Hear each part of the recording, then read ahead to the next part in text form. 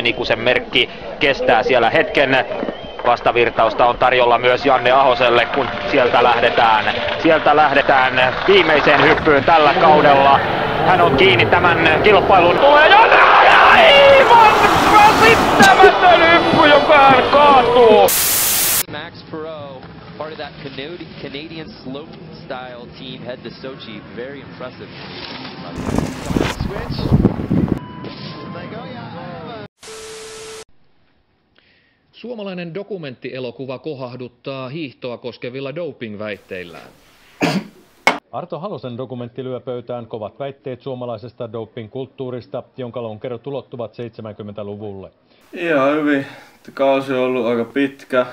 Tässä on saatu vähän uusia kuvioita tähän Ukkohallan pääkisaan. Me ollaan fysioterapeutin kanssa tehty hommia ja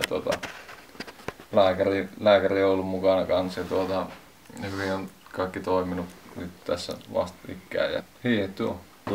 Saatiin pojille kuurit kuntoon tälle vuodelle, niin alkoi se saatana vauhti löytyy tuolla hiihtolavullakin. Lyö vähän vauhtia kehiin. Niin. Lahden 2001 tapahtumat olivat vain pieni jäävuoren huippu. Painonnoston olympiavoittaja Kaarlo Kangasniemi kertoo dokumentissa, että Juha Mieto kyseli häneltä jo 70-luvulla saunan lauteilla Dianapoli-nimisestä anabolisesta steroidista.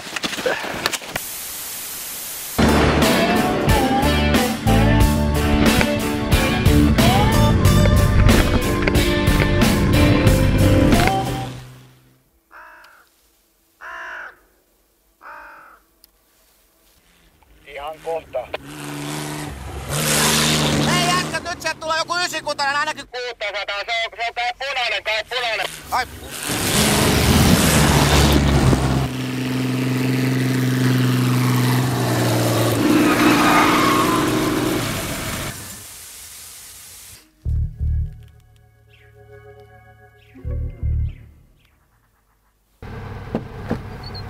Mihinkäs helvetin ralliista ollaan menossa? Ukkohallan rekki.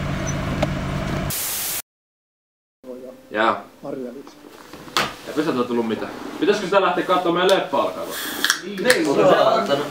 Joo. Hei, Kalle, ota kalja. Mä en katso.